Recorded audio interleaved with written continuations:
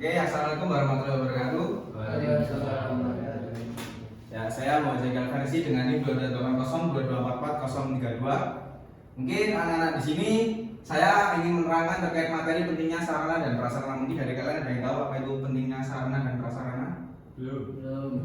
Ya, ini di sini tinggal dibaca aja ya. Sarana prasarana merupakan aspek penting dalam mencapai tujuan pendidikan yang optimal dengan menyediakan fasilitas yang memadai. Pembelajaran dapat berlangsung secara efektif dan mendukung pengembangan potensi peserta didik.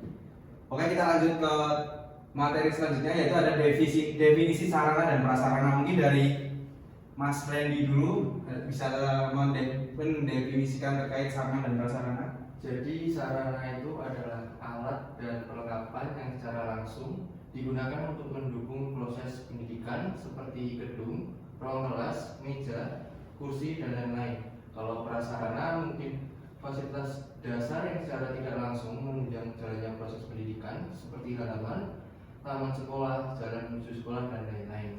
Oke, mungkin kita kasih aplaus buat Mas Randy terkait jawabannya yang sangat benar. Oke, mungkin sarana dan prasarana itu ada di kita ya. Contohnya seperti laptop, ini termasuk sarana, terus TV, AC, mungkin kamera, dan kalau gedung ini masuk ke prasarananya.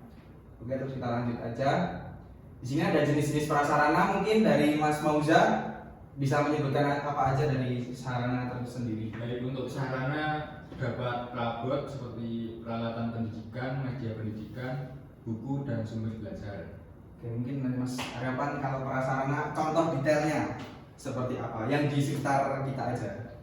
Seperti kita ada ruang kelas ini sama parkiran. Oh betul, oke. Mungkin kita langsung next saja biar nggak terlalu lama. Di sini ada fungsi sarana dan prasarana.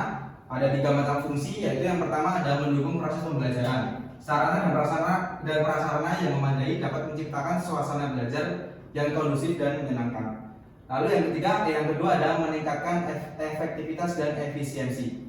Penggunaan sarana dan prasarana yang tepat dapat mengoptimalkan sumber daya dan waktu dalam kegiatan pendidikan.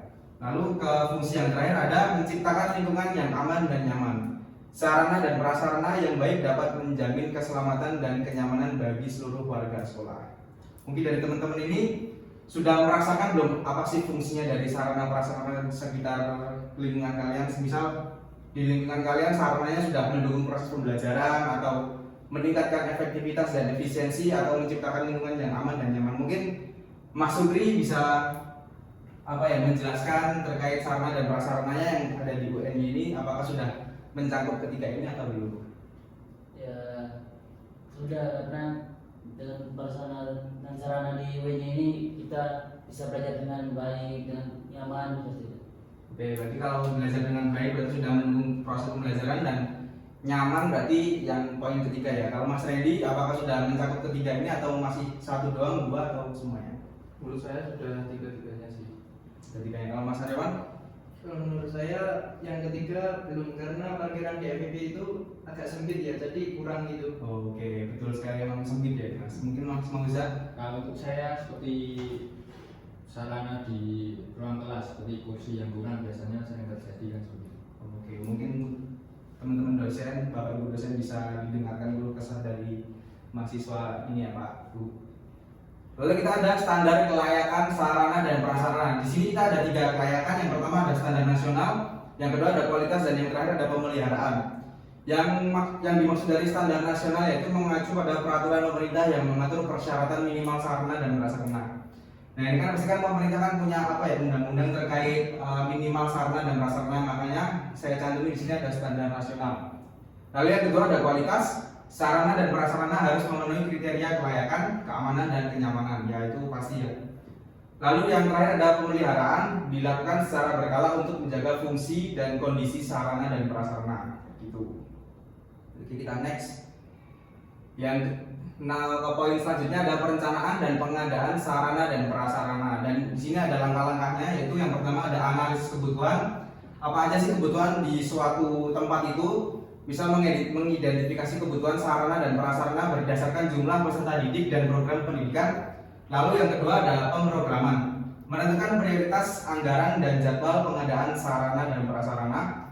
Lalu yang terakhir ada melakukan pengadaan, distribusi, dan penataan sarana dan prasarana sesuai rencana. Berarti dari poin 1, 2, 3 ini ada kesinambungan ya teman-teman. Yang pertama kita mengidentifikasi kebutuhan sarana, yang kedua adalah menentukan prioritas anggaran dan jadwal, dan yang terakhir yaitu melakukan pengadaan distribusi dan penataan sarana dan prasarana. Oke, kita langsung ke poin yang terakhir, yaitu adalah kesimpulan dan saran. Sarana dan prasarana yang memadai dan berkualitas merupakan kunci bagi terciptanya proses pendidikan yang efektif dan berkualitas. Pihak sekolah harus secara proaktif merencanakan, mengadakan, dan merawat sarana dan prasarana untuk mendukung pengembangan potensi peserta didik. Mungkin segitu aja dari penjelasan saya. Dari teman-teman ada yang mau ditanyakan terkait materi yang saya sampaikan pada hari ini? Ini dari Mas Randy, Mas Sukri, Mas Arapan, atau Mas Moza mau tanya-tanya boleh? Gimana? Cukup? Oke. Mungkin sekian dari saya, membaca Al-Farisi. Wassalamualaikum warahmatullahi wabarakatuh.